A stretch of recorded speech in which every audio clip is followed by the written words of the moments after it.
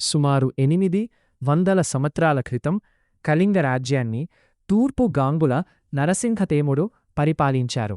శ్రీ నరసింహదేముడు నేడు బాటూరు అని పిలుచుకునే పాతవూరు గ్రామం, అప్పుడు అరణ్యం ఆ ప్రాంతానికి వేటకు వచ్చి అక్కడ అద్భుతమైన ప్రకాశవంతమైన శిలను చూచారు.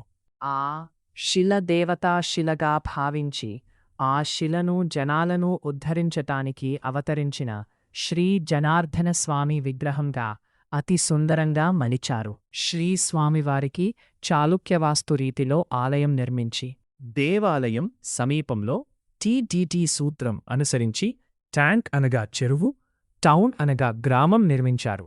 దేవాలయం ధూపదీప నైవేద్యం నిమిత్తం శ్రీ జనార్దన స్వామివారి పేరుమీద పంట పొలాలు ఏర్పాటు చేసి శ్రీ మహావిష్ణువుకు ప్రీతికరమైన వైఖానస అర్చకులను ఏర్పాటు చేసిరి. అదేవిధంగా దేవాలయం ఉత్సవాలు మరియు ఊరేగింపుల నిమిత్తం చాకలి, మంగలి, తెలకలి కులస్తులకు మాన్యాలు ఏర్పాటు చేసి అందుకుగాను శిలాశాసనం వ్రాయించిరి. శ్రీ జనార్దన స్వామివారి అమ్మవారి విగ్రహాలు ప్రతిష్ఠ గావించి పూజలు నిర్వహించిరి. తరువాత విజయనగరం రాజులు, శృంగవరపుకోట రాజులు కూడా శ్రీ స్వామివారి పూజా కార్యక్రమాలలో పాల్గొనిరి.